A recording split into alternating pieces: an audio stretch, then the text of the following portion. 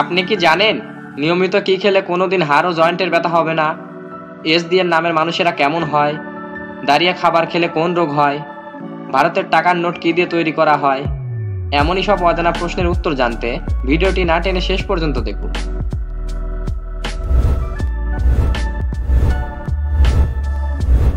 আজকের প্রথম প্রশ্ন, কোন মশলাকে 15টি রোগের মহাঔষধ বলা হয়? হলুদ, জিরা, লবঙ্গ, দারুচিনি।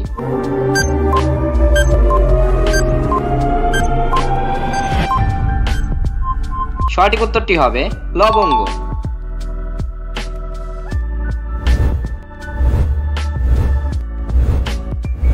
কোন সবজি খেলে চুল ভালো থাকে? লাউ, পটল, করলা, গাজর।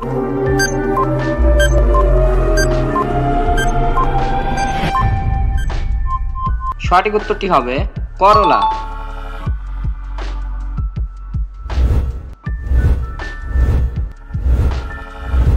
বায়ুমণ্ডল না থাকলে আকাশের রং কেমন দেখাতো? সাদা, নীল, কালো, লাল।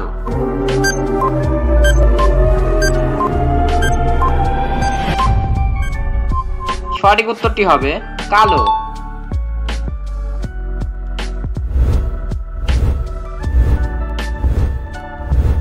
দাঁড়িয়ে খাবার খেলে কোন রোগ হয়? ডায়াবেটিস, হৃদরোগ, অ্যাসিডিটি, আলসার।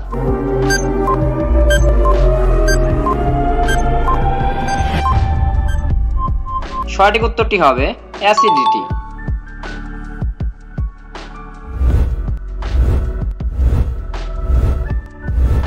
মশার মুখে কতগুলি দাঁত থাকে? 27টি, 17টি, 37টি, 47টি।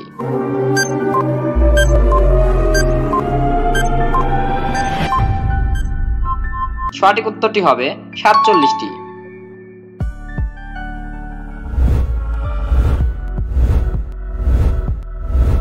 নিয়মিত কি খেলে কোনোদিনও হাড় ও জয়েন্টের ব্যথা হবে না? দুধ, সাদা তিল, ডিম, চকলেট।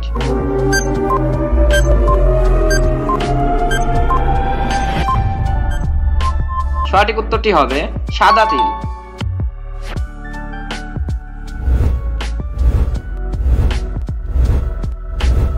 কোন দেশে বিয়ের পরের দিন নতুন বউকে ডিম ছুঁড়ে মারা হয়? Bharat, Nepal, Scotland, Indonesia.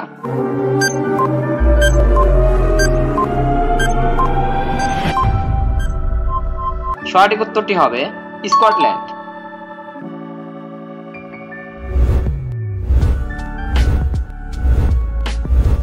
কোন বদ অভ্যাসের কারণে শরীরের রোগ প্রতিরোধের ক্ষমতা 90% কমে যায়?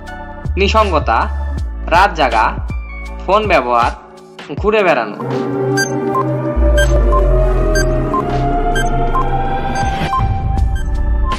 সঠিক উত্তরটি হবে নিসঙ্গতা।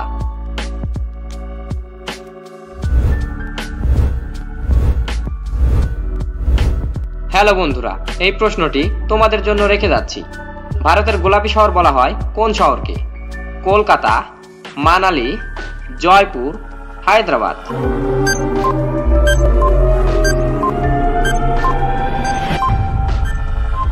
সঠিক উত্তরটি জানা থাকলে অবশ্যই কমেন্ট করবে বন্ধু।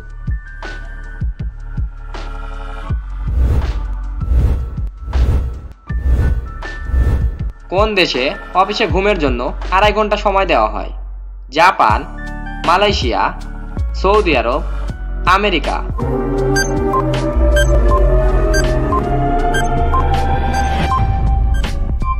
সঠিক উত্তরটি হবে জাপান।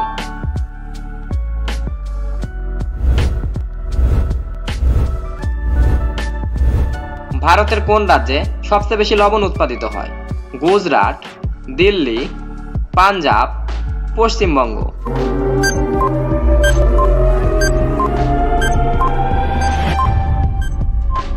সঠিক উত্তরটি হবে গুজরাট।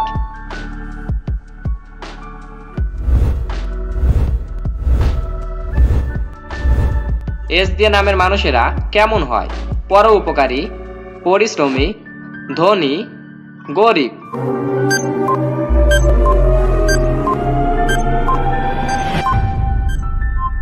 সঠিক উত্তরটি হবে পরোপকারী এবং পরিশ্রমী।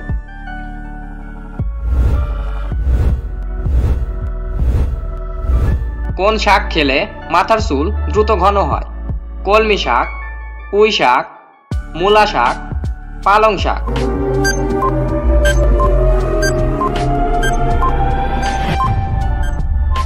সঠিক উত্তরটি হবে পালং শাক।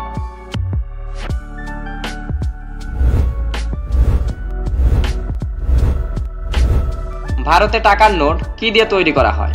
কাগজ, পাট, তুলা, প্লাস্টিক।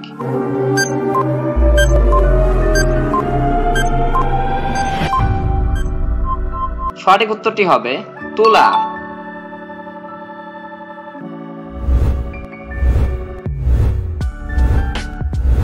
পশ্চিমবঙ্গের সাথে কোন দেশের আন্তর্জাতিক সীমানা রয়েছে? বাংলাদেশ, নেপাল, ভুটান, সবগুলোই।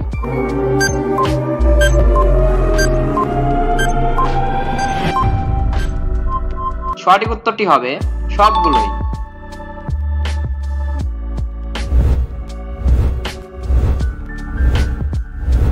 নিয়মিত নিমের ডাল দিয়ে দাঁত মাজলে কোন রোগটি ভালো হয়?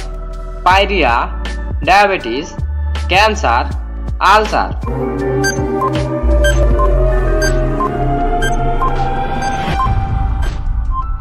সঠিক উত্তরটি হবে পায়রিয়া।